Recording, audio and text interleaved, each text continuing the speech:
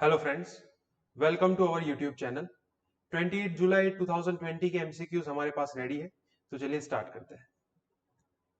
Question number 1, which of the following statement is और are correct? इनमें से कौन सा स्टेटमेंट करेक्ट है?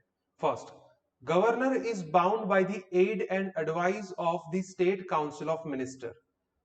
Second statement, governor can hold a floor test when the chief minister has lost the support of house and his strength is debatable. तो चलिए देखते हैं कौन सा स्टेटमेंट करेक्ट है। आंसर होगा सी, बोथ 1 एंड 2। अब देखिए, according to the constitution, governor acts on the aid and advice of the state council of minister. Supreme court ने 2016 में ये रूलिंग दिया था कि governor is bound by the aid and advice of the state council of minister. ठीक है, तो मतलब ये आर्टिकल 163 का जो प्रोविजन है वो करेक्ट है।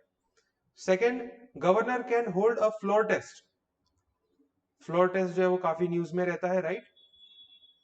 When the chief minister has lost the support of the house, मतलब कि जब जो मेजोरिटी पार्टी है, रूलिंग पार्टी, अगर उनके पास मेजोरिटी ना हो या फिर उनकी स्ट्रेंथ जो है, इफ इट इज डिबेटेबल, तो उस टाइम पे गवर्नर जो है वो चीफ मिनिस्टर को फ्लोर टेस्ट के अंदर अपनी स्ट्रेंथ को साबित करने के लिए फ्लोर टेस्ट कंडक्ट करवा सकते हैं। तो मतलब सेकंड स्टेटमेंट जो है वो भी करेक्ट है। तो इसका आंसर होगा सी, both 1 and 2।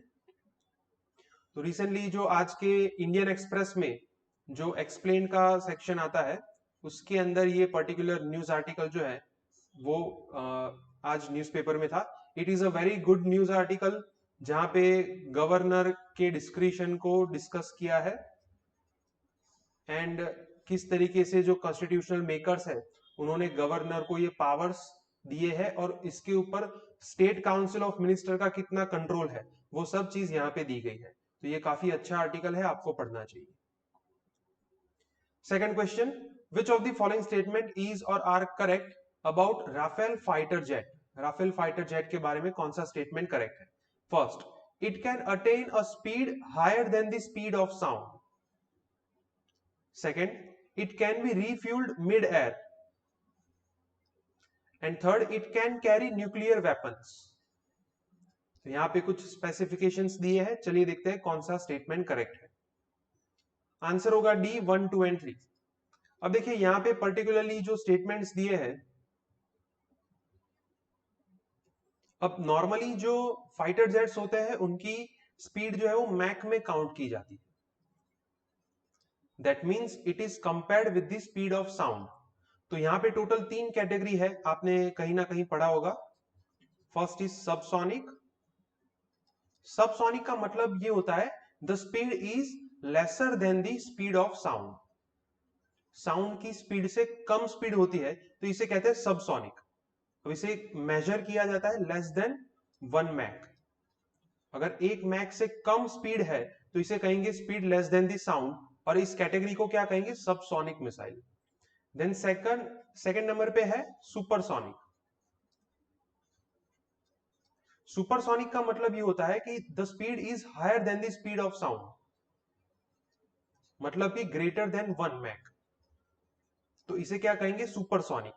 And third category है हाइपरसोनिक। हाइपरसोनिक का मतलब ये होता है कि साउंड की स्पीड से ज्यादा है लेकिन स्पीड जो है it is greater than 5 mach, तो इसे हम क्या कहते हैं? Hypersonic, right? So Rafale fighter jet जो है वो सुपरसोनिक कैटेगरी में आता है, जिसकी मैक्सिमम स्पीड है 1.8 mach. That means it can achieve the speed 1.8 times the speed of sound. तो ये फर्स्ट स्टेटमेंट जो है वो करेक्ट है। Second, it can be refuelled in mid air, ये करेक्ट स्टेटमेंट है।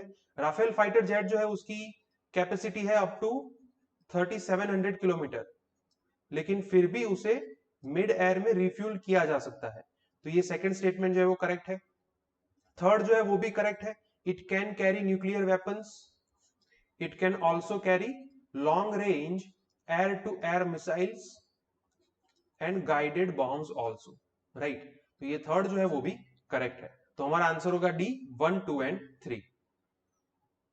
अब इतने सालों के कंफ्लिक्ट के बाद फाइनली जो राफेल फाइटर जेट है वो इंडिया को मिलने वाला है, राइट।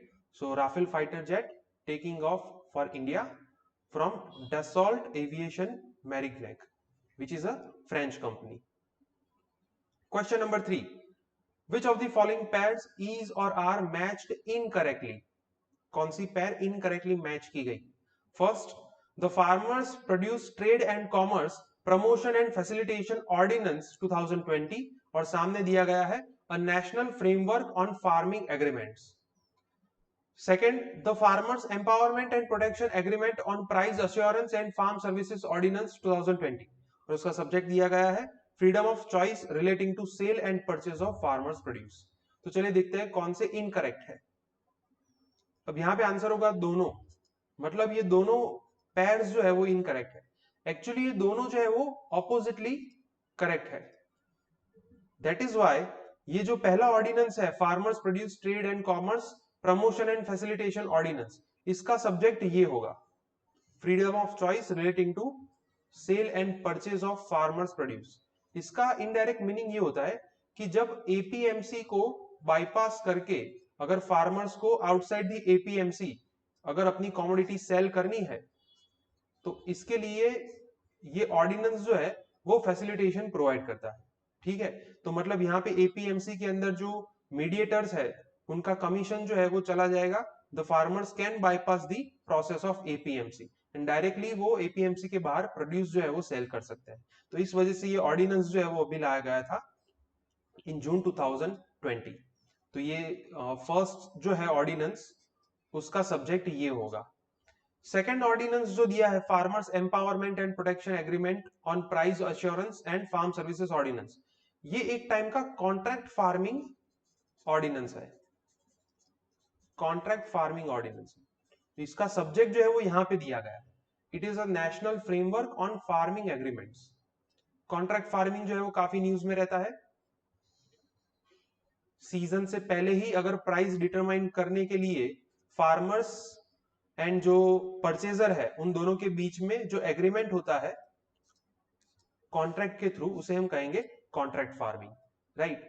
सो ये दोनों जो है वो ऑपोजिट दिए गए हैं, that is why the answer will be C both 1 and 2। अब ये जो दोनों ऑर्डिनेंस है उसको लेके पंजाब के फार्मर्स ने प्रोटेस्ट किए हैं कि इससे जो बड़े कॉर्पोरेट्स है उनको फायदा होगा, जो स्मॉल स्केल फार्मर्स है उनको इससे कोई बेनिफिट नहीं मिलेगा। इस वजह से ये ऑर्डिनेंस जो है वो न्यूज में है। Question number 4, which of the following provides exemptions from disclosing information under right to information act 2005। मतलब कि यहाँ पे जो एक्ट दिए गए हैं उसमें से कौन से एक्ट ये एग्जेम्पशन में है कि जिसके तहत आपको राइट आरटीआई एक्ट के अंडर कोई इंफॉर्मेशन डिस्क्लोज नहीं करनी पड़ेगी। First, Indian evidence act, second, atomic energy act 1912, third, civil services act and fourth, official secrets act 1923। चलिए देखते हैं कौन सा स्टेट आंसर जो है वो करेक्ट होगा। The answer will be D 1, 2, 3 and 4। चारों एक्ट जो है they provide exemption from disclosing information under RTI act 2005। अब सबसे पहला जो एक्ट है Indian evidence act, it provides provisions not to disclose certain information with the public. Second में ये दिया गया है कि जो एटॉमिक एनर्जी से लगती जो इंफॉर्मेशन है, जहां से जो सेंट्रल गवर्नमेंट की सेंसिटिव इंफॉर्मेशन है, तो ऐसी इंफॉर्मेशन आप आरटीआई के अंडर क्लेम नहीं कर सकते and the government is not bound to provide this kind of information. Third act जो है it provides protection to central government employees, कि उनको सेंट्रल गवर्नमेंट की कोई भी इंफॉर्मेशन जो है वो पब्लिक डोमेन में डिस्क्लोज नहीं करनी, ठीक है। तो मतलब थर्ड एक्ट जो है वो सेंट्रल गवर्नमेंट के जो एम्प्लॉइज है उनको ये प्रोविजन, उनको ये पावर्स देते हैं not to disclose certain information in the public domain. And official secret act जो है उसके अंदर गवर्नमेंट एम्प्लॉइज को ये पावर मिलता है to declare any information as confidential, right. तो ये कॉन्फिडेंशियल इंफॉर्मेशन जो है वो पब्लिक डोमेन में आप डिस्क्लोज नहीं कर सकते। ये ऑफिशियल सीक्रेट एक्ट जो है वो भी काफी इंपॉर्टेंट है बिकॉज जब राफेल फाइटर जेट को लेके किसी ने सुप्रीम कोर्ट के अंदर पिटीशन फाइल की थी, तो उस टाइम पे ये ऑफिशियल सीक्रेट एक्ट जो है वो लगाया गया था कि ये सीक्रेट इंफॉर्मेशन है, ये लीक कहां से हुई। And that is why the answer will be D 1, 2, 3 and 4। अब रिसेंटली ओडिशा के अंदर किसी ने ये आरटीआई एप्लीकेशन फाइल की थी कि over 50% doctors post lying vacant in the state of Odisha. तो मतलब हेल्थ केयर सेक्टर के लिए जो कंसर्न्स खड़े होते हैं, उसकी वजह से ये आरटीआई एप्लीकेशन जो है वो फाइल की थी। Question number 5, which of the following statement is or are correct about environmental impact assessment EIA? इसके बारे में कौन सा स्टेटमेंट करेक्ट है? First, central government issues EIA notification under powers vested under both air and water prevention and control of pollution act. मतलब central government इसकी notification को issue करते हैं इस पर्टिकुलर एक्ट के under. Second, the recent EIA notification 2020 seeks to provide post facto approval for projects। तो चलिए देखते हैं कौन सा स्टेटमेंट करेक्ट है।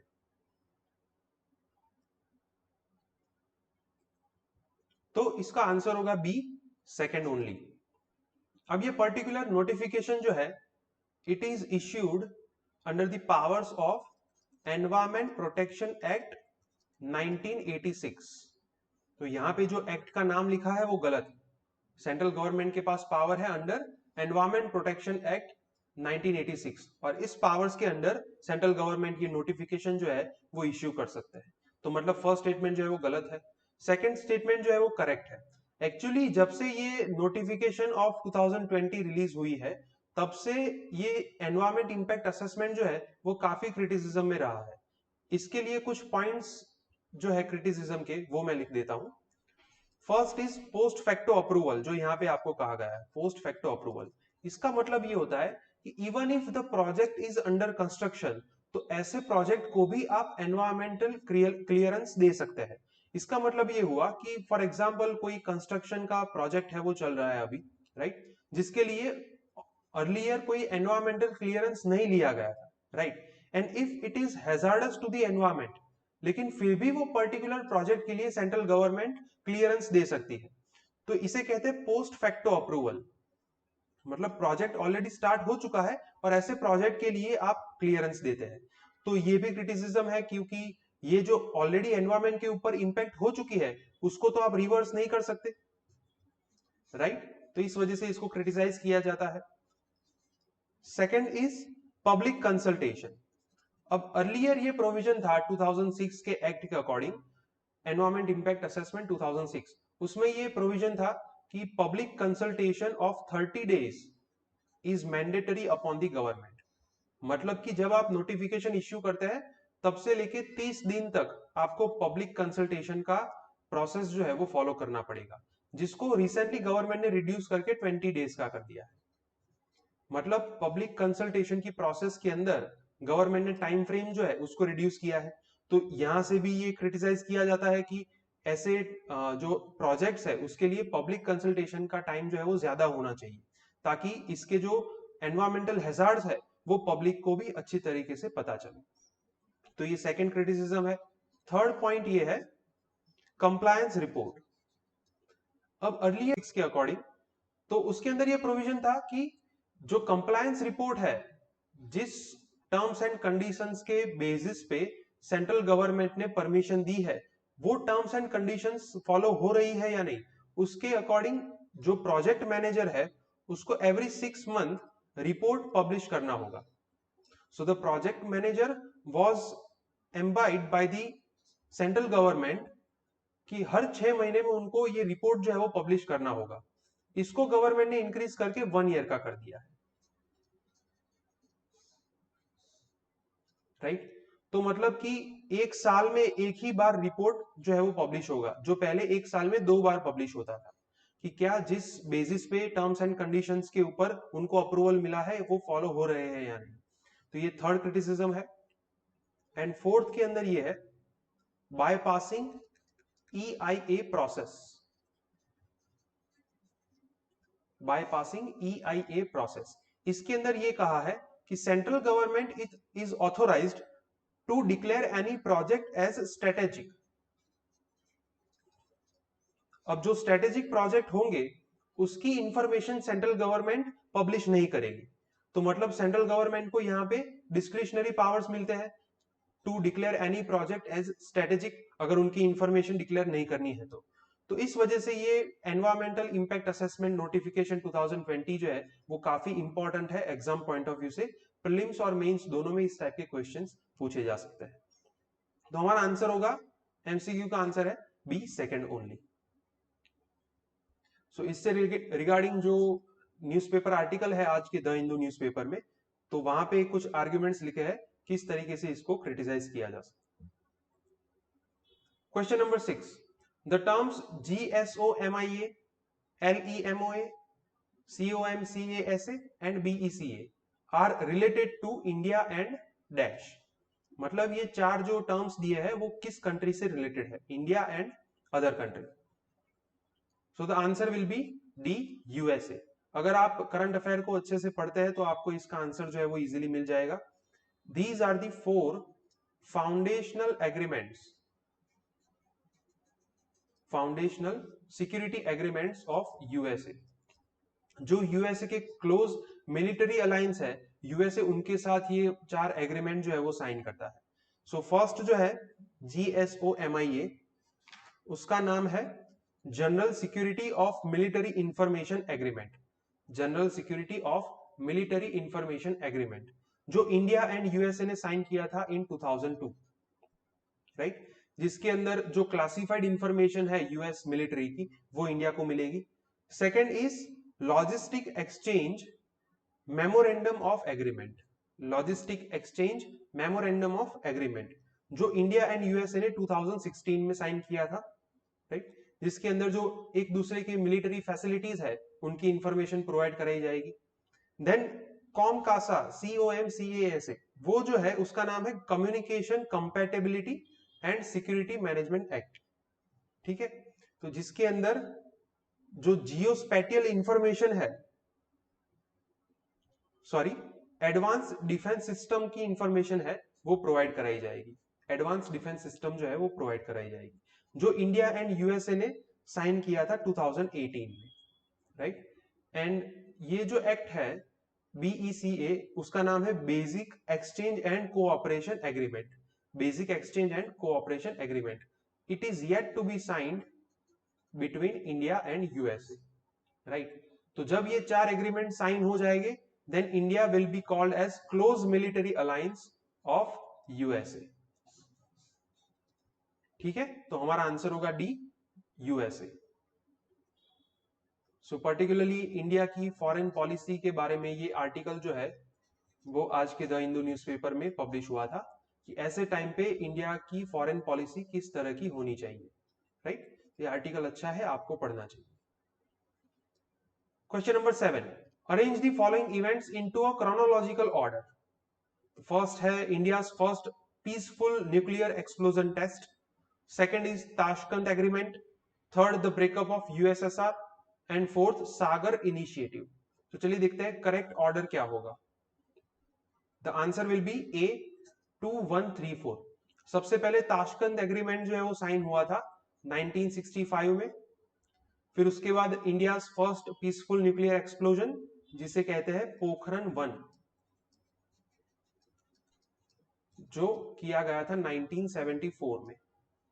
फिर उसके बाद ब्रेकअप ऑफ USSR जो स्टार्ट हुआ था 1980 में and it ended in 1991।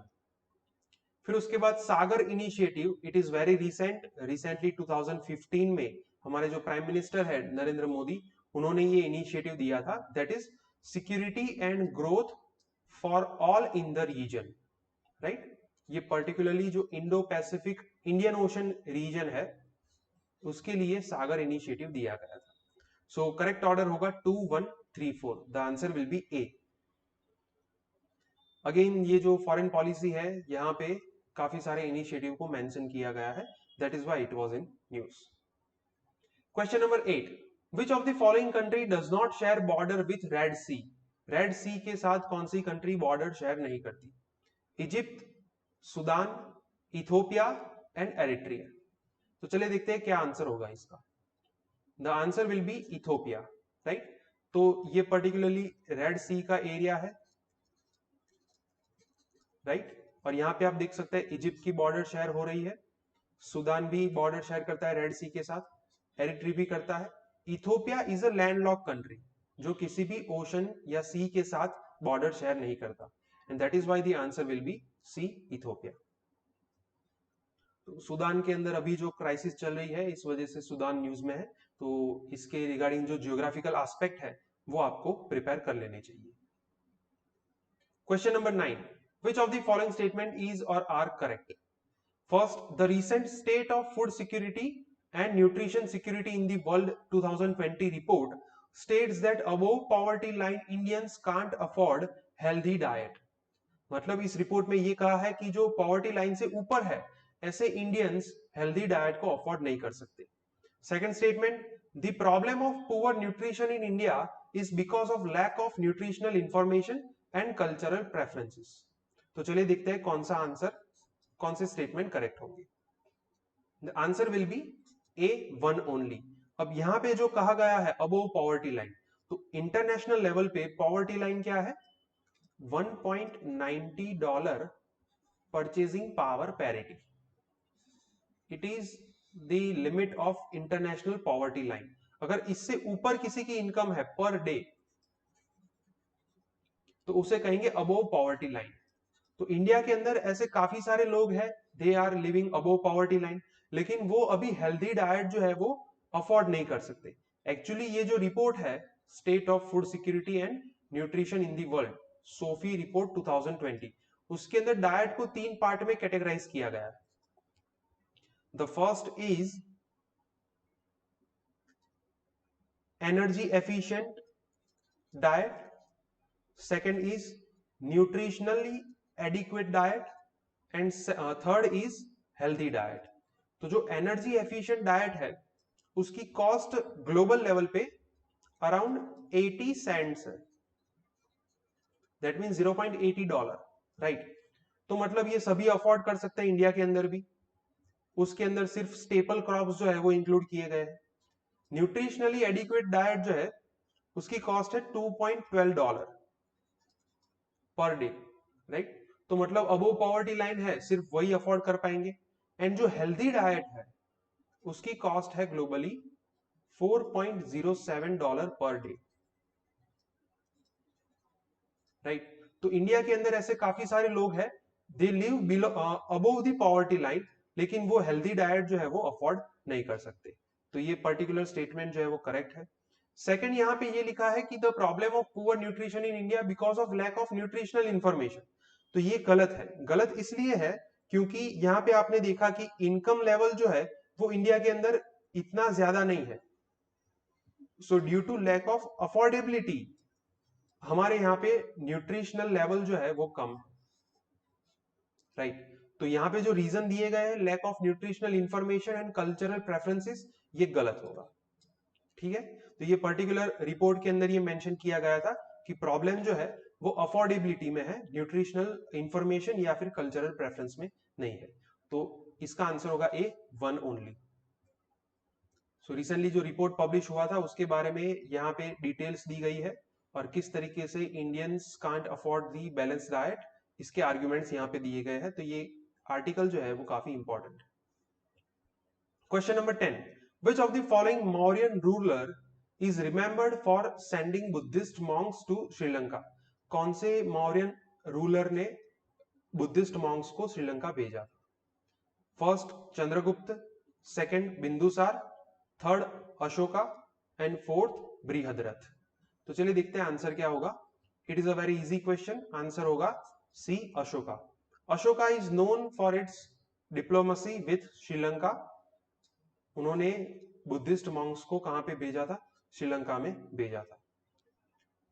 So recently India ने श्रीलंका के साथ जो करेंसी स्वैप फैसिलिटी साइन की है, और इसकी वजह से ये जो पर्टिकुलर इंडिया एंड श्रीलंका के टाइज है वो न्यूज में है, और पर्टिकुलरली यहाँ पे हिस्टोरिकल टाइज को मेंशन किया गया है अशोका के टाइम पे, and that is why it was in news.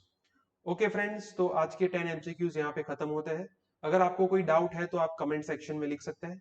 आपको वीडियो पसंद आया तो इस वीडियो को लाइक कीजिए और हमारी चैनल को सब्सक्राइब कीजिए। Thank you.